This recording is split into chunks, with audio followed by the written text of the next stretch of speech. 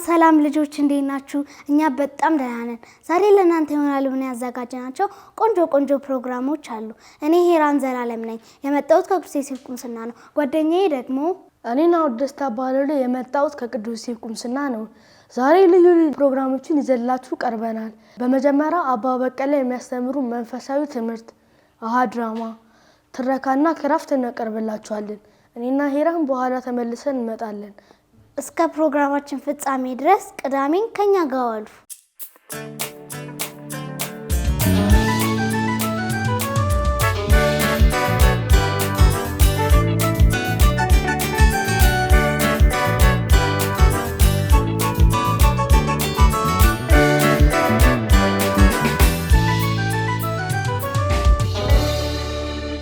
በስመ አብ ወልድ መንፈስ ቅዱስ አሐዱ አምላክ አሜን። በሰማይ የምትኖር አባታችን ሆይ ስምህ ይመስገን፣ መንግስትህ ትምጣ፣ ፈቃድህ በሰማይ እንደሆነ እንዲሁም በምድር ይሁን። የዕለት እንጀራችንን ዛሬ ስጠን፣ እኛ የበደሉንን ይቅር እንደምንል በደላችንን ይቅር በለን፣ ከክፉ ሁሉ ሰውረን እንጂ ወደ ፈተና አታግባን፣ መንግስት ኃይልና ምስጋና ለዘላለም ያንተ ነውና አሜን። ጸጋ የሞላሽ ማርያም ሆይ ሰላም ላንቺ ይሁን፣ እግዚአብሔር ካንቺ ጋር ነው፣ ከሴቶች ሁሉ የተባረክሽ ነሽ፣ የሆድሽም ፍሬ ኢየሱስ የተባረከ ነው። ቅድስት ማርያም የአምላክ እናት ለእኛ ለኃጢአተኞች አሁንም በሞታችን ጊዜ ለምኝልን። ለአብና ለወልድ ለመንፈስ ቅዱስ ምስጋና ይሁን አሁንም ዘወትርም ለዘላለም አሜን። በስመ አብ ወልድ መንፈስ ቅዱስ አሐዱ አምላክ አሜን። የተወደዳችሁ ልጆች እንደምን ዋላችሁ? ጎበዞች። ለዚህ ፕሮግራም ስለመጣችሁ እጅግ አድርጌ አመሰግናለሁ። ዛሬ የምንማረው ስለ እመቤታችን ቅዱስ ልብ ወይ ደግሞ ስለ ልበ ማርያም ይሆናል። የእመቤታችን ድንግል ማርያም ልብ ምን አይነት ልብ ነበረ? እንደዚሁም ደግሞ ስለ ልበ ማርያም መከበር የተጀመረው በካቶሊክ ቤተክርስቲያን መቼ ነው እና የልበ ማርያም መንፈሳዊነት እንዴት ነበረ፣ እንዴት ነው የሚካሄደው የሚሉትን ነገሮችን የምናይበት ይሆናል።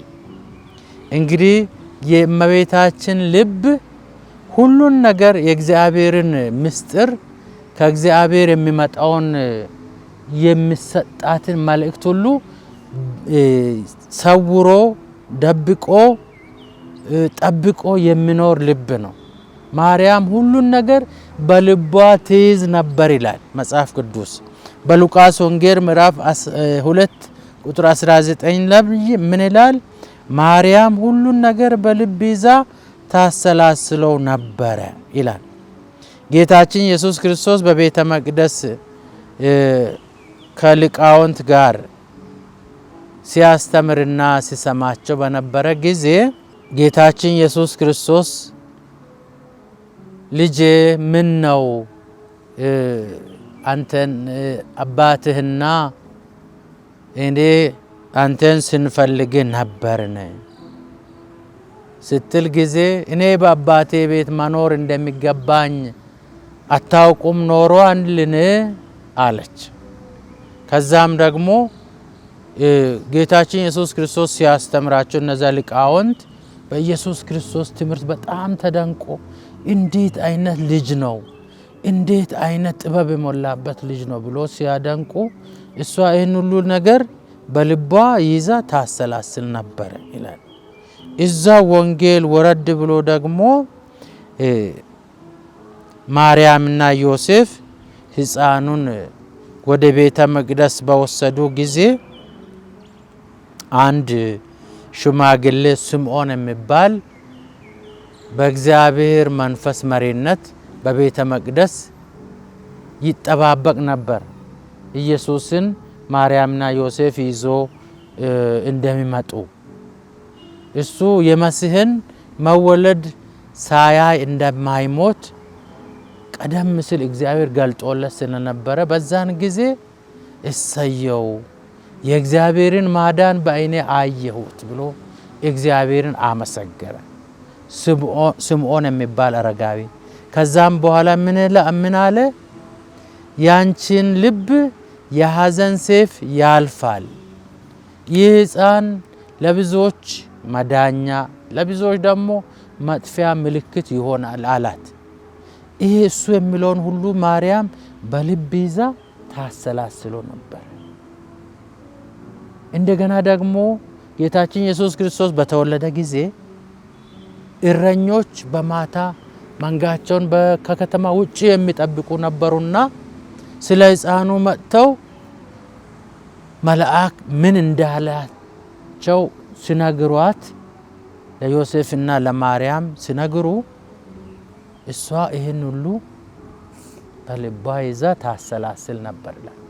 የማርያም ልብ የእግዚአብሔርን ቃል የሚያሰላስል በልብ ውስጥ የሚያስተነትን ለእግዚአብሔር ቃል ቦታ የሚሰጥ ልብ ነበር እና የእመቤታችን ድንግል ማርያም የማርያም መንፈሳዊነት የተጀመረው እንደ አውሮፓ አቆጣጠር በ1805 ዓመተ ምህረት ነበረ እና እመቤታችን ድንግል ማርያም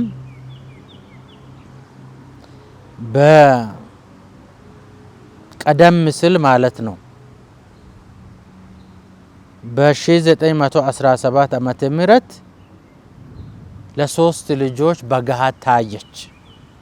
እነዚህም ልጆች ሉቺያ፣ ጃችንታና ፍራንቺስኮስ ይባላሉ።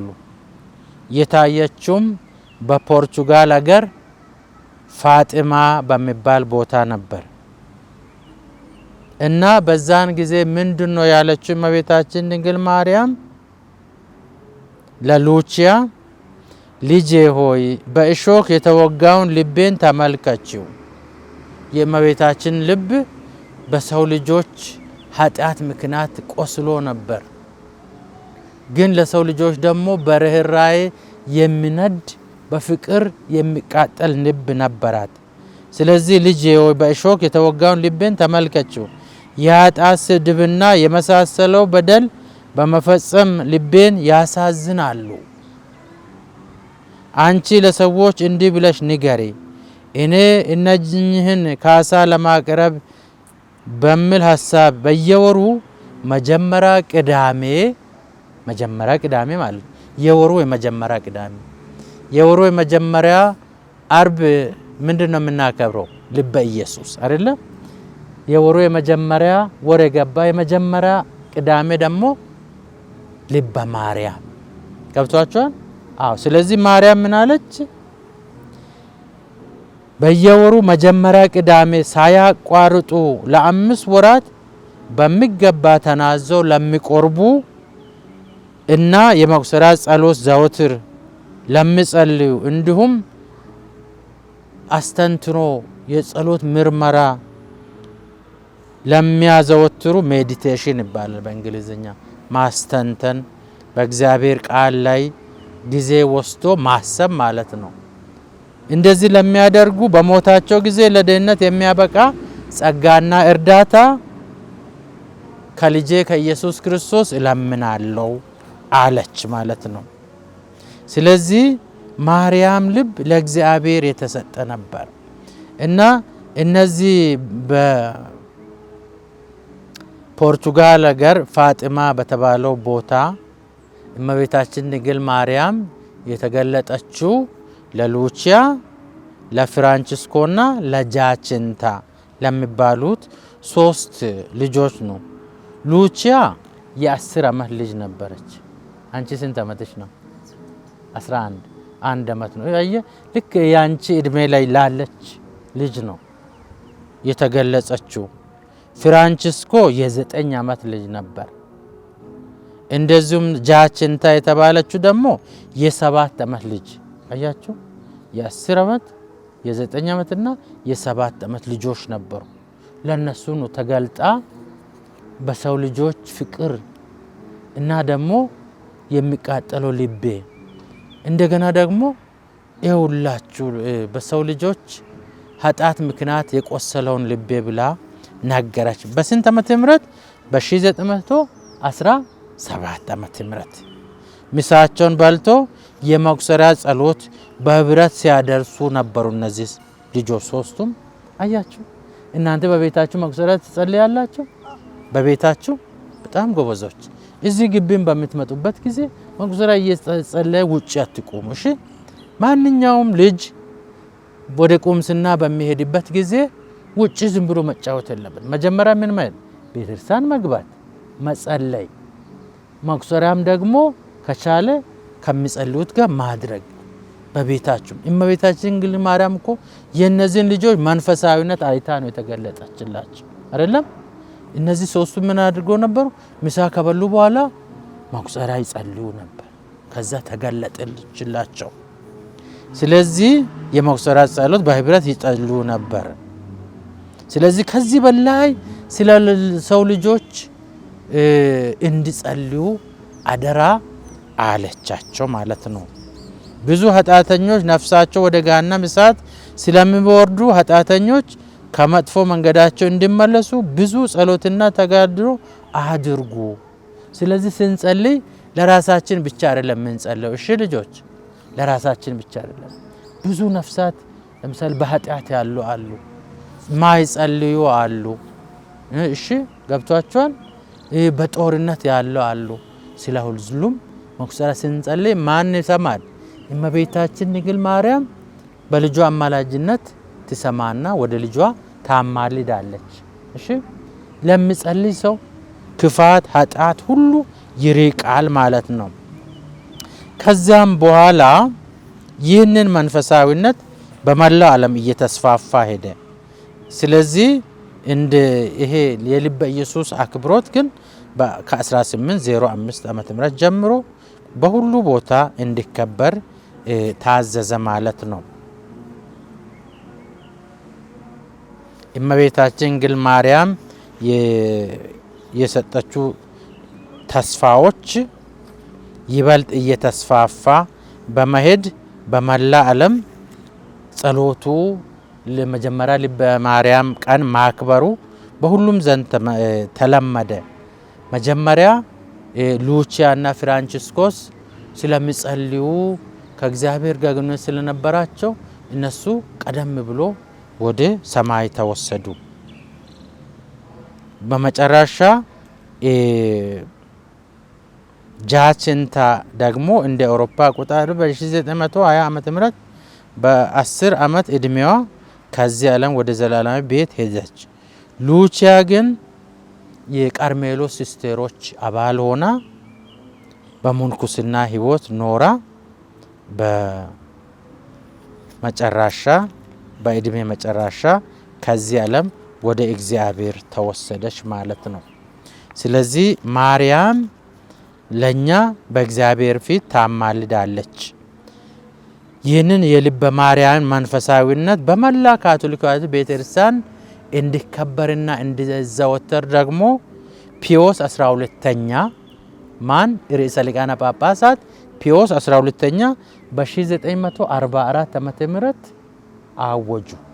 በመላ ዓለም የልበ ማርያም መንፈሳዊነት እንዲዘወተር ብሎ ማን የሚባሉ ፒዮስ 12ኛ ርዕሰ ሊቃነ ጳጳሳት ናቸው። መቼ? በ1944 ዓመተ ምህረት የልበ ማርያም መንፈሳዊነት በሁሉም ካቶሊካዊት ቤተክርስቲያን እንዲዘወተር አወጁ ማለት። ከዚያን ጊዜ ጀምሮ ይህ መንፈሳዊነት ተስፋፍቶ ይገኛል። በዚህ ጸሎትና መንፈሳዊነት ደግሞ እያንዳንዳችን ከስጋ ከዓለምና ከሰይጣን ፈተና ለመውጣትና የስጋን የዓለምን የሰይጣን ፈተና ለማሸነፍ ዘወትር ምን ማድረግ አለብን? መጸለይ፣ መቁጠሪያ መጸለይ። እንደዚሁም ደግሞ ልበ ማርያም ቀን መጥቶ ማስቀደስ፣ ወደ ማታ ቡራኬ። ከእናንተ ብዙዎች ቡራኬ ትመጣላችሁ። በዚህ አመሰግናቸዋል። የመጀመሪያ ልበ ማርያም ሲሆን ቡራኬ እንድትመጡና መቁጠሪያ እንድትጸልዩ። እሺ ሲጸልዩ ለቤተሰብ ነው፣ ለራሳችሁ ነው። ጸጋን፣ በረከትን፣ ኃጢአት ማሸነፍን አቅም እንዲኖራችሁ በዚህ እንድትበረቱ አደራ እላችኋለሁ። የሰማነውን እግዚአብሔር ለእያንዳንዳችን ይባርክልን። ለአብና ለወልድ ለመንፈስ ቅዱስ ምስጋና ይሁን፣ አሁንም ዘወትርም ለዘላለም። በስመ አብ ወልድ መንፈስ ቅዱስ አሐዱ አምላክ አሜን። እግዚአብሔር ይባርካችሁ።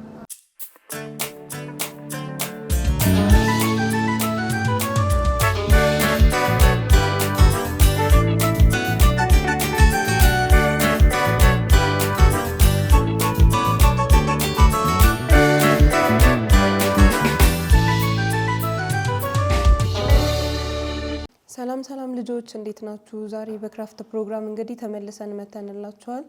ልጆች እንዴት ከረማችሁ? ትምህርት ሁሉ ነገር ጥሩ ነው? እሺ ዛሬ እንግዲህ በክራፍት ፕሮግራማችን እኔ ተስፋነሽ አማረና እንዲሁም በግራና በቀኝ አብረውኝ ያሉ ልጆች አሚንና ሊዮ ናቸው። እንግዲህ ዛሬ አሪፍና ምርጥ የሆነ የክራፍት ፕሮግራም ከኛ ጋር እንደምታሳልፉ ተስፋ አድርጋለሁ።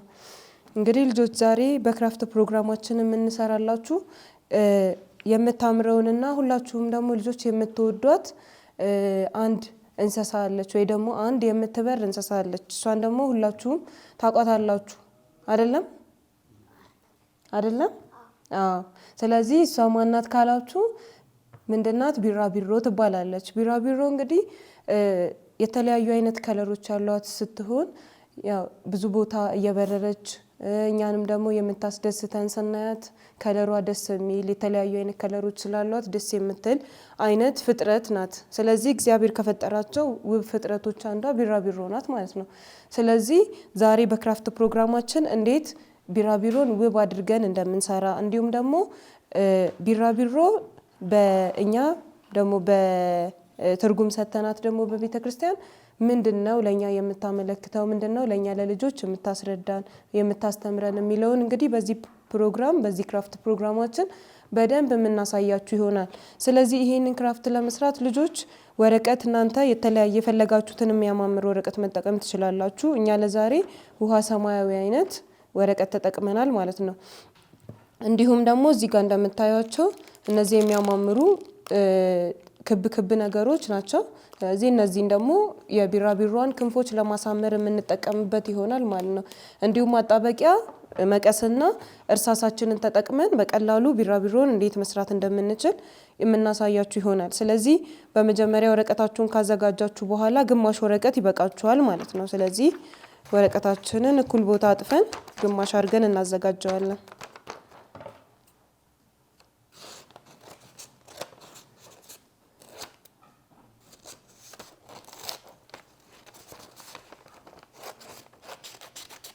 እሺ ስለዚህ እናንተ ትልቅም ከፈለጋችሁ ትልቅ የቢራቢሮ ከፈለጋችሁ ደግሞ ትልቅዬ መስራት ትችላላችሁ። ነገር ግን እኛ እናንተን ዛሬ ለማሳየት ወይም ለማስተማር ግማሽ ቢራቢሮ ለመስራት የምንጠቀም ይሆናል ግማሽ ወረቀታችንን ማለት ነው። ስለዚህ ልክ እንደዚህ ወረቀታችን ከተዘጋጀ በኋላ እርሳሳችንን ተጠቅመን ቢራቢሮ እንስላለን ማለት ነው።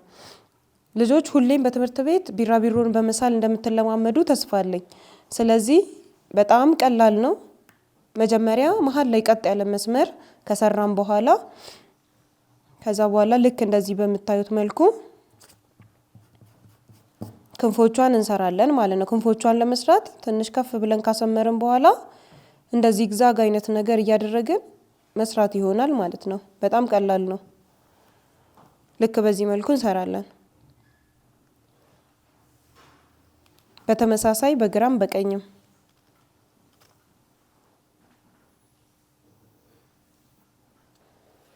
ልክ በዚህ መልኩ እንሰራለን። ስለዚህ ቢራቢሮ ከላይ በኩል ደግሞ ምን አላት? አይኖች አላት። እንደ ቀንድ ደግሞ የሚመስል ነገር እንደ አንቴና የሚመስል ነገርም አላት ማለት ነው።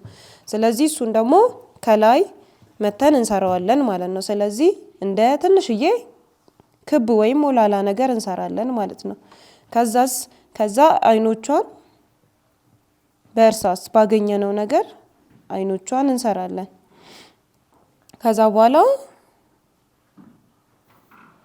እዚሁ ጋር አንቴናዎቿን መስራት እንችላለን ማለት ነው።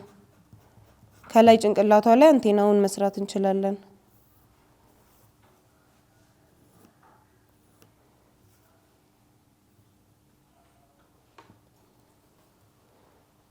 እሺ ልጆች ስለዚህ በእርሳሳችን በዚህ መልኩ ጨርሰናል ማለት ነው። ስለዚህ አሁን ምንድነው ሁለተኛ ስራችን የሚሆነው ይሄንን ቆርጦ ማውጣት ይሆናል። ስለዚህ መቀሳችሁን ተጠቅማችሁ ቀስ ብላችሁ በመስመራችሁ ትቆርጣላችሁ።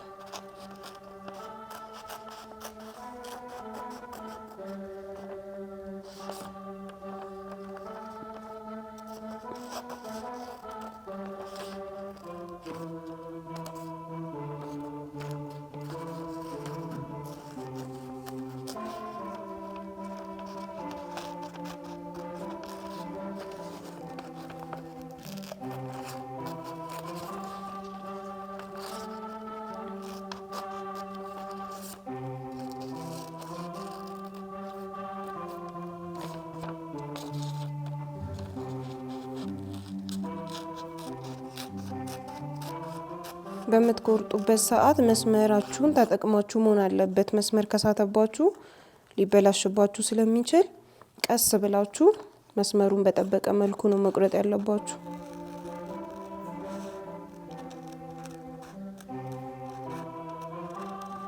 ስለዚህ ልጆች ልክ ይሄንን እየሰራችሁ አሁን ቢራቢሮም እንደምታመለክት ስላልነገርኳችሁ በዛው ምን ሊሆን ይችላል የሚለውን በውስጣችሁ እንደምታስቡ ተስፋ አድርጋለሁ።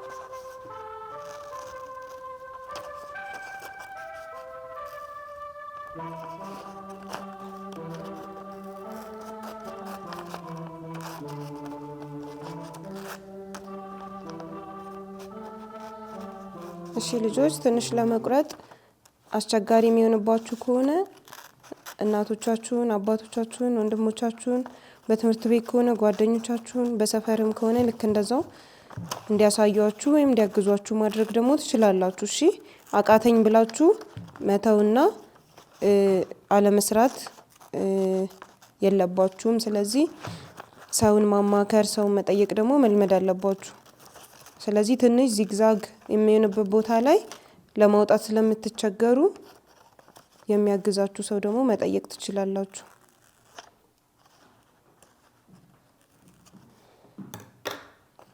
እንግዲህ ልጆች ያው ልክ በዚህ መልኩ ቢራቢሯችንን ቆርጠን አዘጋጅተናል ማለት ነው። ስለዚህ ቢራቢሯችን እቺን ትመስላለች። ይሄ የተቆረጠው ነው። ስለዚህ አሁን ምንድነው የምናደርገው?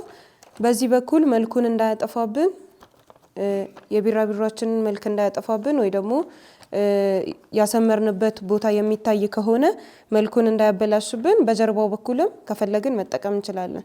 ስለዚህ አሁን የምናደርገው ቀጥታ እዚህ ጋር ያዘጋጀናቸውን እነዚህ የሚያማምሩ ክብ ነገሮች ግሏችንን ከቀባን በኋላ ማጣበቅ ይሆናል ማለት ነው። ስለዚህ ግሏችንን እንቀባለን መጀመሪያ። እሺ እንቀባ። ሳታበዙ በስሱ ትንሽ ትንሽ እያደረግን እንቀባለን። በዚህኛው በኩል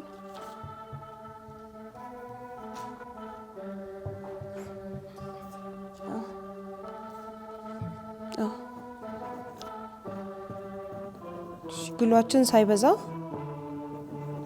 ሳሳ እያደረግን እንቀባለን።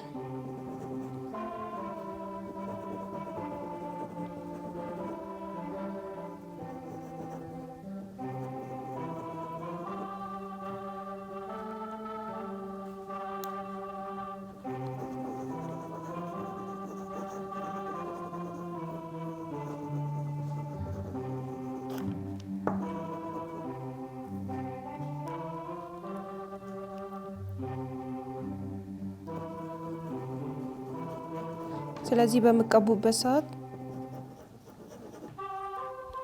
እንዳይቀደድባችሁ ቀስ ብላችሁ መሆን አለበት ማለት ነው።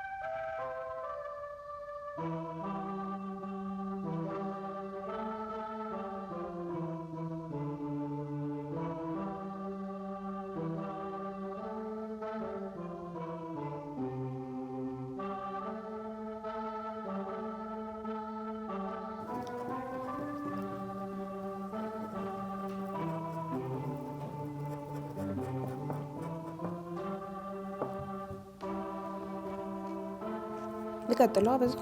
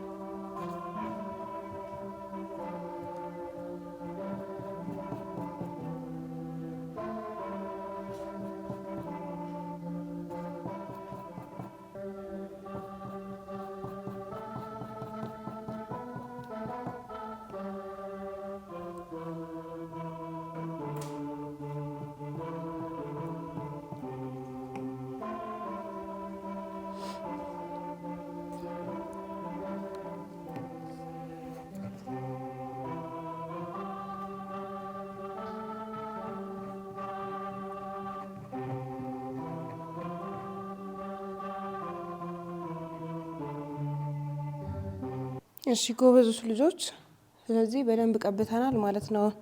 ስለዚህ አሁን የመጨረሻው ስራችን የሚሆነው ቅድም ያልኳችሁን ወይም ደግሞ ያዘጋጀናቸውን እናንተ ግን በወረቀትም ማዘጋጀት ትችላላችሁ። ባገኛችሁት ነገር ያሳምርልናል ብላችሁ በምታስቡት ነገር ተጠቅማችሁ ማሳመር ትችላላችሁ፣ የቢራቢሮዎቻችሁን ክንፍ ማለት ነው። ስለዚህ እኛም ያዘጋጀነውን ላዩ ላይ በማጣበቅ የተለያየ እያደረግን እናጣብቃለን። የተለያየ ከለር አድርገን ላዩ ላይ እናጣብቃለን።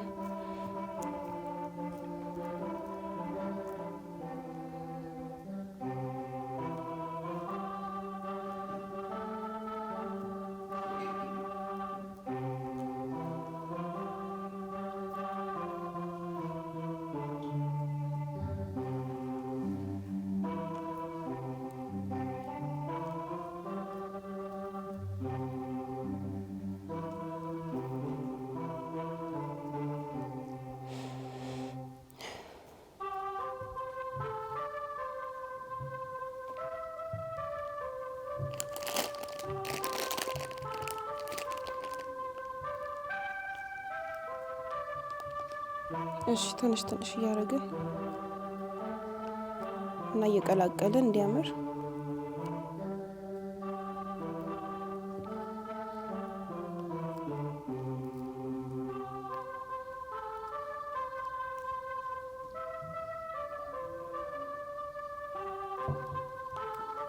እሺ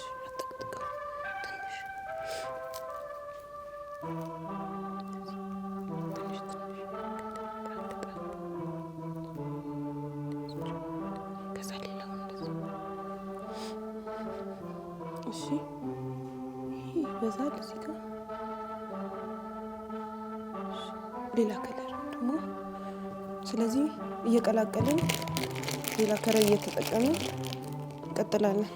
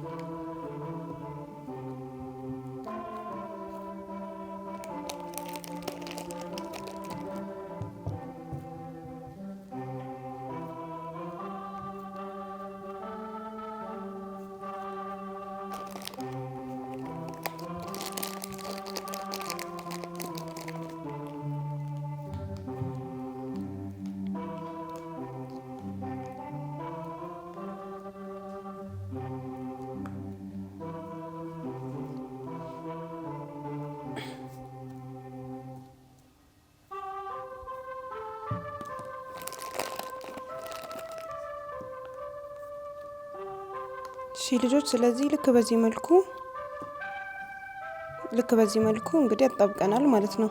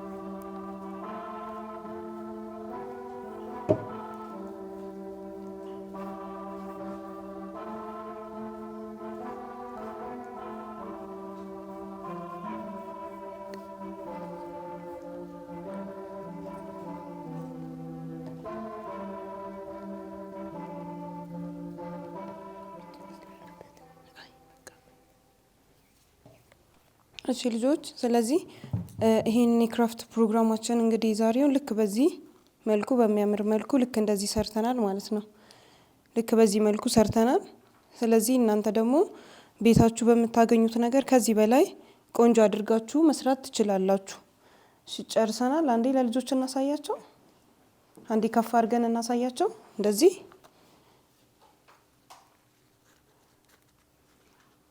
ያው እንግዲህ የዛሬ ክራፍት ፕሮግራማችን እንግዲህ ቢራቢሮአችንን ልክ በዚህ መልኩ በሚያምር መልኩ እንደዚህ አስውበናል ማለት ነው። ስለዚህ ልጆች መጀመሪያ ያልነገርኳችሁ የቢራቢሮ መልእክት ምንድነው ብዬ ያልነገርኳችሁ ነገር ቢራቢሮ ብዙ መልእክት ቢኖራትም ነገር ግን ዛሬ ለእናንተ ልናስተላልፍላችሁ የፈለግነው መልእክት ምንድነው? አዲስ ህይወትን መጀመር ወይም አዲስ ህይወትን አሮጌውን ማንነት ትተን አዲስ ህይወት ልክ እንደ ቢራቢሮ ቆንጆ የሆነ ህይወት መጀመር እንደምንችል።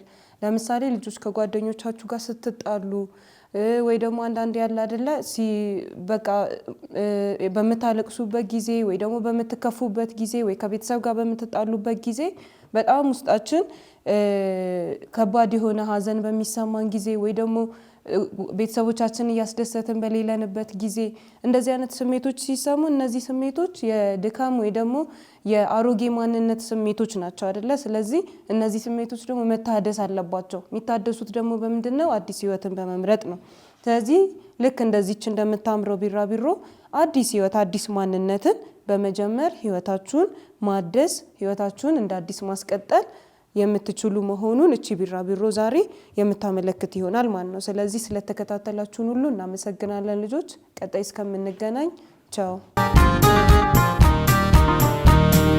ተነሳላችሁ ደስ ይበላችሁ ከእግዚአብሔርም ጋር አስታረቃችሁ ሰብሮ መቃብሩን ተነሳልን የክብር ንጉሥ ተነሳ ኢየሱስ።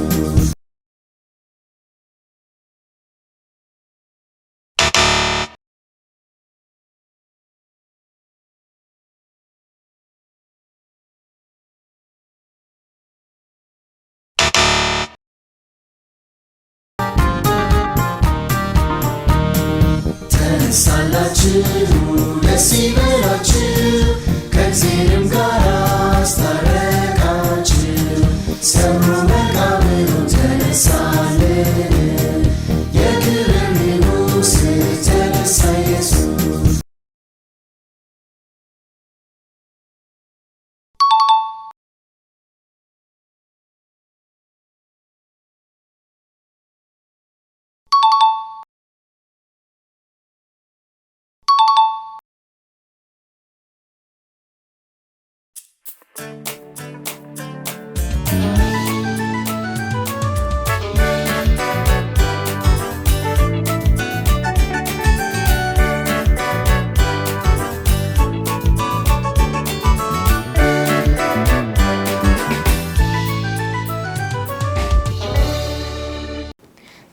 ሰላም ልጆች እንዴት ናችሁ? እኔ በጣም ደህና ነኝ። ስሜ ኒያስዩም ይባላል። በሰላም ካቶሊክ ቴሌቪዥን እየተዘጋጀ ወደ እናንተ በሚደርሰው የልጆች ፕሮግራም መንፈሳዊ ትረካ ቀርብላችኋለሁ። ውድ ልጆች ዛሬ አንድ በጣም የሚያምር እና ልዩ የሆነ ታሪክ ይዤላችሁ መጥቻለሁ። ዋና ርዕሳችን ንጽሕት ልበ ማርያም ነው። የምትወደን እናት የእመቤታችን ቅድስት ንጽሕት ልበ ታሪክ የምትወዱትን ትረካ ቀርብላችኋለሁ። ጥሩ ትምህርት ታገኙበታላችሁ። ተከታተሉኝ እሺ። ሁላችንም ደረታችን ውስጥ ዱብ ዱብ ዱብ እያለ የሚመታ ልብ እንዳለን ታውቃላችሁ አይደል? ሰዎች በሙሉ ከልቤ እወድሃለሁ ሲሉ ልብ የፍቅር የደግነት እና የርህራሄ መኖሪያ መሆኑን መግለጻቸው ነው። ዛሬ የምነግራችሁ ደግሞ ስለ እመቤታችን ቅድስት ድንግል ማርያም ንጹህ ልብ ትርጉም ነው። ንጹህ ማለት ምንም ቆሻሻ የሌለበት ጥርት ያለ እና የሚያምር እና የሚያበራ ማለት ነው። እመቤታችን ማርያም ልብ ደግሞ ምንም አይነት ኃጢአት፣ ክፋት፣ ጥላቻ እና ራስ ወዳድነት የሌለበት ነው። ከመጀመሪያው ጀምሮ ልቧ በእግዚአብሔር ፍቅር እና በሰው ልጆች ፍቅር ሙሉ በሙሉ የተሞላ ነበር።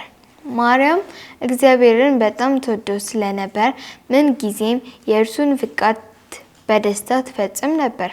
ልቧ ልክ እንደሚያበራ ፀሐይ ለሌሎች ብርሃንና ሙቀት ይሰጣል። ይህ በደንብ እንድትረዱት አንድ ቀላል ምሳሌ ልስጣችሁ። ልባችንን እንደ አንድ ቆንጆ አትክልት ስፍራ አስቡት። በአንድ አትክልት ስፍራ ውስጥ ቆንጆ ጽጌረዳ አበቦች ካሉ እና ምንም አይነት የሚጎዳ አረም ወይም እሾህ ከሌለ ቦታው በጣም ያምራል፣ መዓዛውም እጅግ ደስ ይላል። የማርያም ልብም ልክ እንደዚህ አረም የሌለበት ውብ አበባዎች ብቻ እንዳሉበት ንጹህ የአትክልት ስፍራ ነው። መጥፎ ሀሳቦች፣ ቁጣ ወይም ክፋት በሷ ልብ ውስጥ ቦታ አልነበራቸውም። በምትኩ እንደ ደግነት፣ ይቅርታ፣ ትዕግስት እና ፍቅር ያሉ ያማሩ አበባዎች ሞልተውበታል። ልጇን ጌታችን ኢየሱስ ክርስቶስን ስታሳድግ እና ሰዎችን ስትረዳ ከዚህ ንጹህ ልቧ የሚመነጭ ጥልቅ ፍቅር ነበር። ይህ ለእኛ ምን ያስተምረናል? ማርያም እኛን እንደ እርሷ ንጹህ፣ ደግ እና አፍቃሪ ልብ እንዲኖረን ትፈልጋለች። እኛስ ንጹህ ልብ እንዲኖረን ምን ማድረግ እንችላለን? ከጓደኞቻችሁ ጋር ብትጣሉ ተመልሳችሁ ከመጣላት ይልቅ ይቅርታ ማድረግ፣ እናትና አባታችሁ ያዘዟችሁን ነገር ሳታጉረመርሙ በደስታ መስማት፣ የተራበ ወይም ያዘነ ሰው ስታዩ ያላችሁን ነገር ማካፈል። ልባችሁ ልክ እንደ ማርያም ንጹህ ልብ የሚያበራና ውብ እየሆነ ይመጣል ማለት ነው። ስለዚህ ውድ ልጆች የማርያም ንጹህ ልብ የሚያሳየው ፍጹም የሆነውን ንጹህ ፍቅር ነው።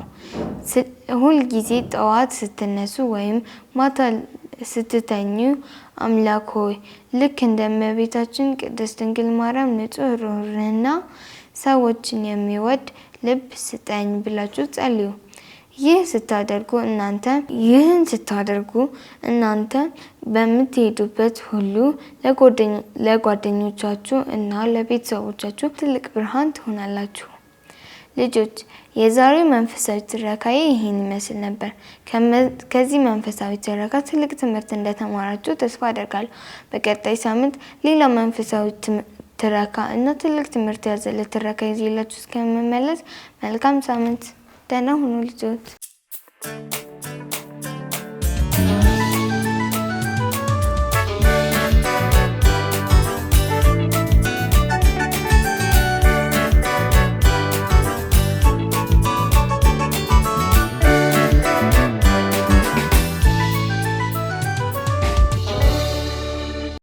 ተመልሰን መተናል። ልጆች እንዴት ነበር?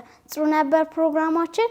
አስተያየት የምትጽፉ ካላችሁ በአድራሻችን ጻፉልን። ዛሬ ባያችሁት ነገር በትምህርት ቤት፣ በቤት እና በአካባቢ እንደምትተገብሩት ተስፋ እናደርጋለን። በቀጣይ ሳምንት በሌላ መንፈሳዊ ፕሮግራም እስከምንገናኝ ድረስ እንወዳችኋለን። ቻው ቻው።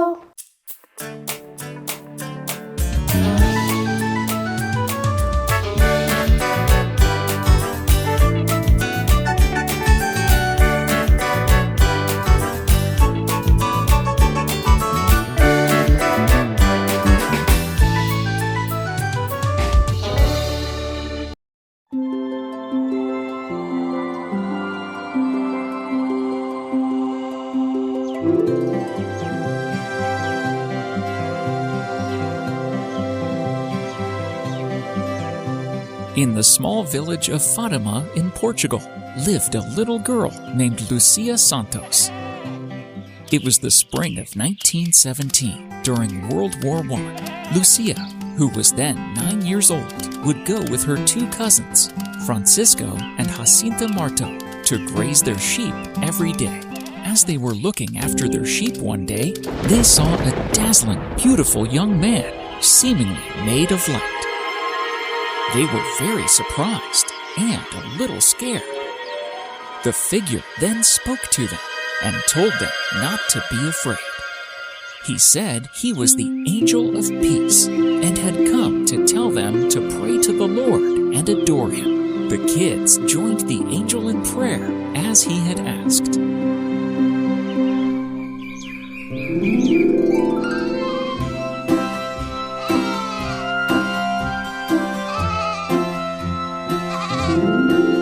In the autumn, the children again saw the angel as they were looking after the sheep. He appeared before them, holding a chalice in his hands. What do you think we should do? I'm afraid that if we tell anyone about this, they will make fun of us. The children did not tell anyone about these visits of the angel and decided to keep quiet about these events. On May 13th, 1917, the three children took their flocks out to pasture in the small area known as the Cova da Iria.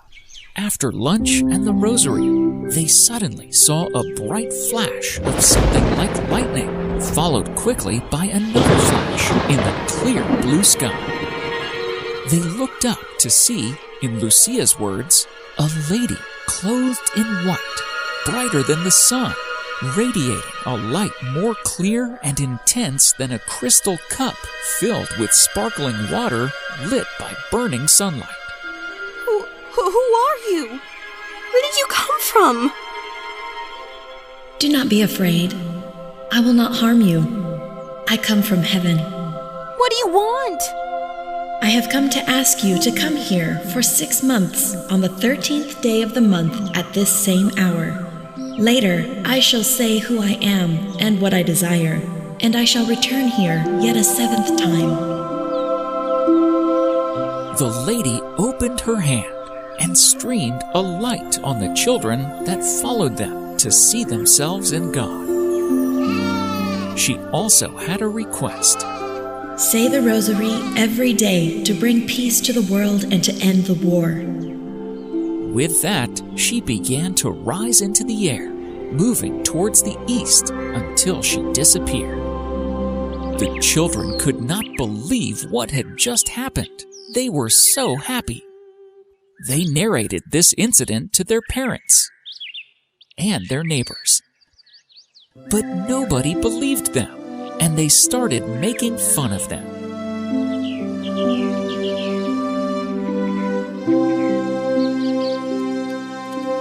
In June of 1917, the three little children were ready for their second meeting with the Virgin Mary. Around 50 people from their town had also gathered there. The three children assembled near the holm oak tree where the lady had appeared before. There was sudden lightning, and immediately after, the lady appeared before them. The kids were overjoyed at the sight of Our Lady. The people who gathered there could see nothing but a slight cloud just a few inches away from the foliage. What does your grace want of me? I want you to come on the 13th of next month to pray the rosary every day and to learn to read. Later, I will tell you what I want. Can you take me to heaven? I will take Jacinta and Francisco shortly, but you will stay here for some time to come. Jesus wants to use you to make me known and loved. He wishes to establish the devotion to my Immaculate Heart throughout the world. I promise salvation to whoever embraces it. These souls will be dear to God, like flowers put by me to adorn his throne. Lucy was sad to hear this. She asked the lady, Am I to stay here alone? No, my daughter. Are you suffering a great deal? Don't lose heart. I will never forsake you. My Immaculate Heart will be your refuge and the way that will lead you to God. Then she opened her hands and emanated her light on the children. After this, she disappeared. The crowd now saw Lucia rise quickly to her feet. Stretching out her arms, she cried, Look, there she goes! There she goes! Witnesses reported that when Our Lady left the tree, it was like the hissing of a distant rocket.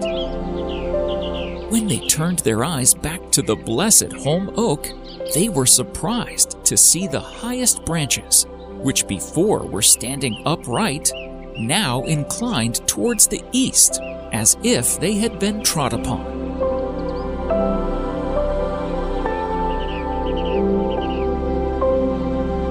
When they reached the village, they told everyone how happy they were for having gone to the cova. The people arrived in groups to place carnations on the holm oak and knelt to say the rosary at the cova during the next days. Some of them even approached Lucia, seeking Our Lady's help in curing the sick and conversion of sinners. On July 13th, around 2,000 to 3,000 people gathered around the cova, hoping to witness the miracle themselves. The three children assembled at the cova and again saw the indescribably beautiful lady over the holm oak tree. Lucia asked what she wanted, and Mary replied, I want you to come here on the 13th of next month and continue to pray the rosary every day in honor of Our Lady of the Rosary, in order to obtain peace for the world and the end of the war, because only she can help you. Who are you? Can you perform a miracle so that the people present here can believe? Continue to come here every month, and I will perform a miracle all shall see, so that they believe. Then Lucia spoke of the petitions of the people. Some I will cure, and others not, and all must say the rosary every day with their family.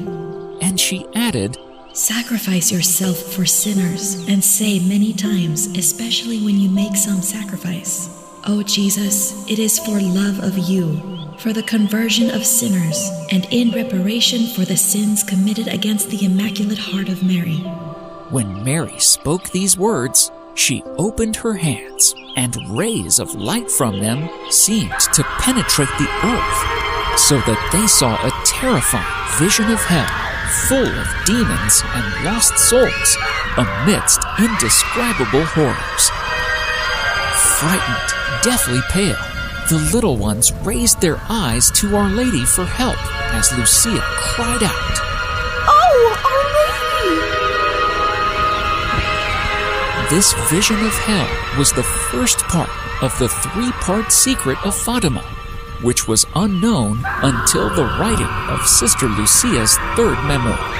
The children looked up to the sad face of the Blessed Virgin, who spoke to them kindly. You have seen hell, where the souls of poor sinners go. To save them, God wishes to establish in the world devotion to my Immaculate Heart. If what I say to you is done, many souls will be saved and there will be peace. The war is going to end, but if people do not cease offending God, a worse one will break out during the pontificate of Pius XI. When you see a night illumined by an unknown light, know that this is the great sign given you by God, that He is about to punish the world for its crimes by means of war, famine, and persecutions of the Church and of the Holy Father. To prevent this, I shall come to ask for the consecration of Russia to my Immaculate Heart and the communion of reparation on the first Saturdays. If my requests are heeded, Russia will be converted and there will be peace. If not, she will spread her errors throughout the world, causing wars and persecutions of the Church. The good will be martyred. The Holy Father will have much to suffer. Various nations will be annihilated. In the end, my Immaculate Heart will triumph. The Holy Father will consecrate Russia to me, and she will be converted, and a period of peace will be granted to the world. This concludes the second part of the secret. The third part was not made public until the year 2000 at the beatification ceremonies of Jacinta and Francisco Marto. Mary specifically told Lucia not to tell anyone about the secret at this stage before continuing. When you pray the rosary, say after each mystery, O my Jesus, forgive us, save us from the fires of hell, lead all souls to heaven, especially those who are most in need. Lucia her heart aching to do something heroic for her lady, once again said to her in childlike abandon, Don't you want anything else from me? No, today I desire nothing else from you. At this point, something like thunder was heard, and a little arch that had been set up to hold vigil lanterns shook as if there had been an earthquake. Lucia rose, turning around so fast that her skirt flared. There she goes. She shouted, pointing up to heaven. There she goes. She's gone. The small grayish cloud vanished. As soon as the children recovered, a ruthless, inquisitive crowd surrounded them, all saying at once, Lucia, what did the lady say to make you look so sad? It's a secret. Is it something good? They asked. For some, it is good.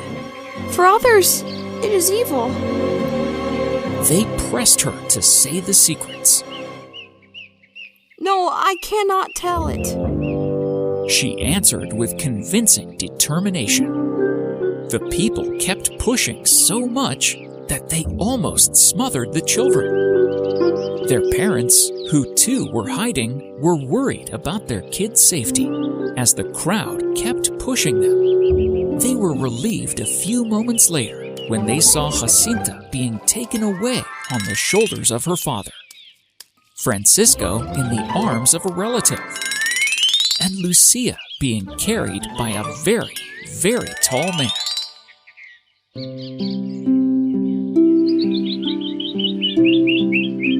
After the third apparition, the children spent most of their time saying prayers. But whenever they were out on the streets, people gathered around them to question them about the apparitions.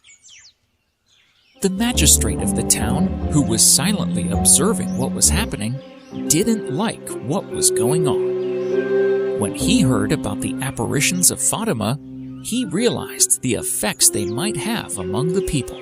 If I allow this to go on, the church will rise again very soon.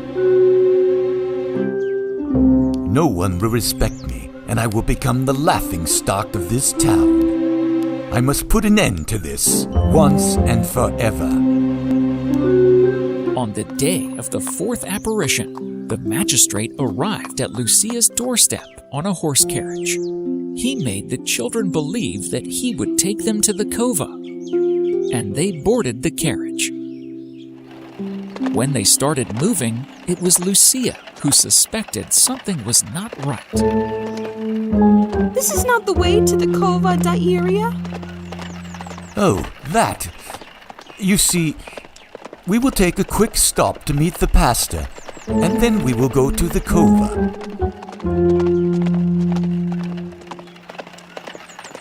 They soon reached his house, and he quickly grabbed the children out of the carriage and locked them in a room. You won't leave this room until you tell me the secret. And if you don't, the executioner is on his way. And you know what will happen next. The children remained calm and did not answer him a word. The magistrate soon left the building, thinking of returning back after some time. After a long wait, the door opened, and instead of the executioner, there stood the magistrate's wife. She was a kind woman and allowed them to play in the garden. They were shifted to the local prison the next day. During the following days, the children were interrogated, threatened, and even promised money to divulge the secret. But the kids were determined that they would rather die than reveal the secret. When people learned of what was going on, they were enraged. They filed outside the prison in uproar, shaking their fists, swinging their staffs. Everyone was restless. No! I cannot let them leave just like that. I have to learn about the secrets. The magistrate had no options left, and he had to let the children leave. On the following Sunday, the 19th of August, the children, according to their custom, went to the Cova de Iria after Mass. There they said the rosary, then returned to Aljustro. After lunch, Lucia, together with Francisco and his elder brother John, left for a place called Valinhos, not far away. It was around 4 o'clock. Lucia became aware of the signs that always immediately preceded the apparitions of Our Lady. The sudden cooling of the air, the paling of the sun, and the typical flash. Their faces brightened up as they realized that they were to experience the supernatural again. What does your grace want of me? I want you to continue to come to the Cova da Iria on the 13th and to continue to say the rosary every day. Can you perform a miracle so that all might see and believe it's really you? Yes, in the last month, in October, I shall perform a miracle so that all may believe in my apparitions. Looking very sad, Mary then said, Pray very much, and make sacrifices for sinners. For many souls go to hell, because there are none to sacrifice themselves and pray for them. Saying this, the lady took leave of her little friends and began to rise towards the east as before. By now, the children had thoroughly absorbed Mary's plea for prayer and penance and did everything they could to answer it. They prayed for hours while lying prostrate on the ground. They knotted some pieces of old rope around their waists as a form of mortification, not removing them day or night. On September 13th, very large crowds began to converge on Fatima from all directions. The children arrived around noon. After the customary flash of light, they saw Mary on the holm oak tree. Continue to pray the rosary in order to obtain the end of the war. In October, our Lord will come, as well as Our Lady of Dolores and Our Lady of Carmel. Saint Joseph will appear with the child Jesus to bless the world. God is pleased with your sacrifices. He does not want you to sleep with the rope on, but only to wear it during the daytime. Lucia then began to put forward the petitions for cures, to be told, Yes, I will cure some, but not others. In October, I will perform a miracle so that all may believe. Saying this, Our Lady began to rise as usual and disappear. During the last 3 apparitions, Our Lady promised the children that the last time she would appear, in October, she would effect a miracle that everyone would see and thereby believe. Lucia had repeated this promise to others, and the news of it had spread like wildfire throughout the whole country. Unbelievers sneered at the prediction, and the enemies of the church called it a huge hoax that the church was trying to put over on the people. For them, October the 13th would be a day of great celebration, the day when the hoax would be revealed. The children were greatly saddened at the unbelief of so many, but they had full trust in the goodness of Our Lady, so they had no worries.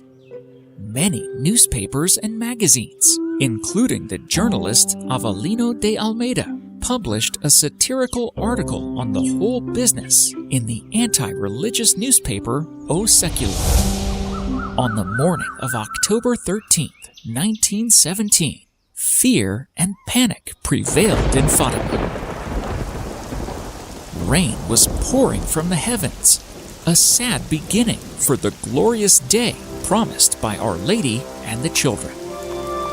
The rain, however, did not dampen the spirits of the many thousands of people who came from every section of Portugal to witness the miracle promised.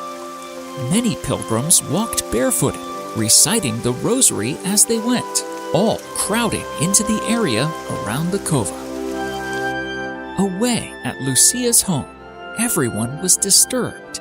Senhora dos Santos was sad, as she had never been before. She feared that this was Lucia's last day on earth. Tears running down her face, she looked at her daughter, who tried to cheer her. Don't fear, little mother, for nothing will happen to us. Our Lady shall do what she promised. When Lucia was ready, Senhora dos Santos decided to go also. If my daughter dies, I want to be at her side. The children reached the home oak around noon, and they were overwhelmed with the crowd. What is the time of apparition? At noon. Look, it's already noon. Our Lady never lies. Let us wait. A few minutes went by. The old priest looked at his watch again and said, Noon is gone. Everyone out of here. The whole thing is a hoax. I knew it. Just then, Lucia saw a flash. Silence! Silence! Our Lady is coming! Our Lady came.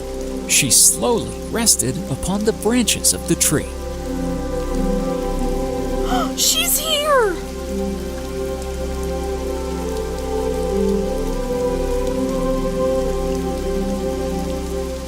I am looking at her, Mother.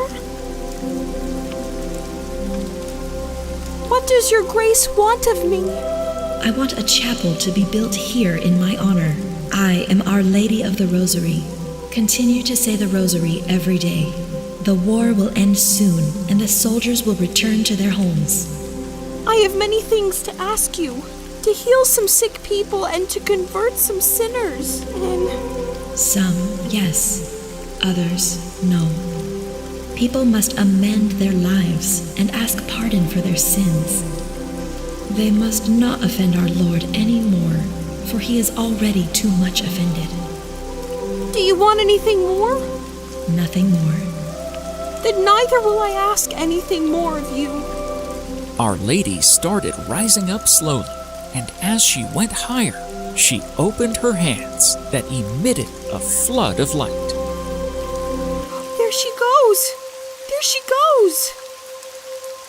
It was at this precise moment that the clouds were quickly dispersed and the sky was clear. The sun was now pale as the moon. Then, slowly, the image of Saint Joseph, holding in his left arm the child Jesus, appeared to the left of the sun. He slowly raised his arm, and together with child Jesus, made the sign of the cross 3 times. Our Lady, in the meantime, stood in all her brilliancy to the right of the sun.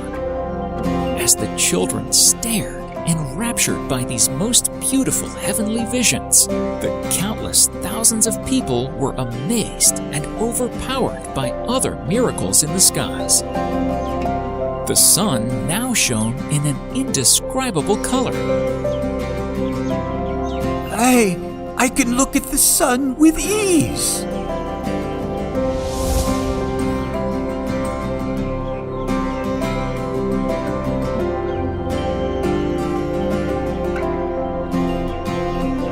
Everybody stood still and quiet, gazing at the sun. At a certain point, the sun stopped its play of light and then started dancing. Some of the people gathered were afraid. Witnessing the miracle, they thought they were going to die that day. Our Lady, save us. Some begged for mercy, and some were confessing their sins out loud.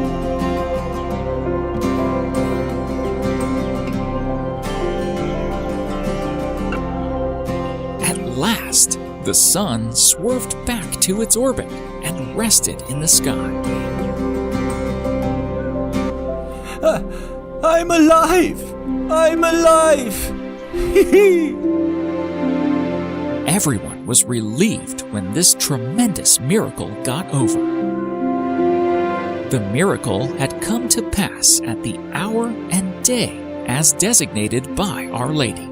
Countless physical cures of the blind and the lame were reported that day. The miracle is reported to have been seen from as far as 15 to 25 miles away, thus ruling out the possibility of any type of collective hallucination or mass hypnotism. Doubters and skeptics had become believers.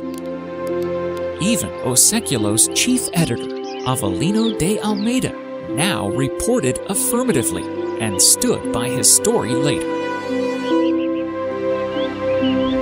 After the last apparition, the three children tried to return to their ordinary, routine life. People flocked to see and speak to them. The poor, the rich, even priests came. They asked 1,000 different questions, but the answers were always the same. The innocence and simplicity of the three children were proof of their truthfulness to everyone around them. To see them was to believe in them.